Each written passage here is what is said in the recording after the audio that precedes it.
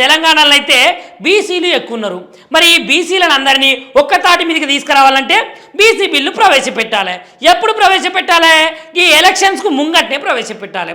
ఎప్పుడో ప్రవేశపెడితే వాళ్ళు మమ్మల్ని ఎందుకు దేకుతారు, మమ్మల్ని ఎందుకు పట్టించుకుంటారు అనే ఒక్క ఆలోచనతోటి బీసీ బిడ్డలారా వాళ్ళు ఇప్పుడే ప్రవేశపెడుతున్నారు. ఇక ఇంకొక ముచ్చట ఏంటంటే, ఇగో వీళ్ళకైతే ఓట్లు లేనప్పుడైతే వీళ్ళకు కూలిపోయిన ఇండ్లు గుర్తుకురావు, పలిగిపోయిన కాలువలు గుర్తుకురావు, డాంబర్ రోడ్లు గుర్తుకురావు, గుంతలలో ఉన్న రోడ్లు గుర్తుకురావు, జనాల సమస్యలు గుర్తుకురావు, రైతుల ఆవేదనలు గుర్తుకురావు, వీళ్ళకు కావలసినటువంటి రైతు బందే కానీ రైతు రుణమాఫీ కానీ ఏం గుర్తుకురావు. ఇంకొకటి, ఇప్పుడిప్పుడే ఇందిరమ్మ ఇండ్లు ఎందుకు ఇస్తున్నారు, గిరిజనులకు ఎందుకు ఇస్తున్నారు, ఇందిరమ్మ ఇండ్లు ఇంత తొందరగా ఎందుకు అవుతున్నాయి?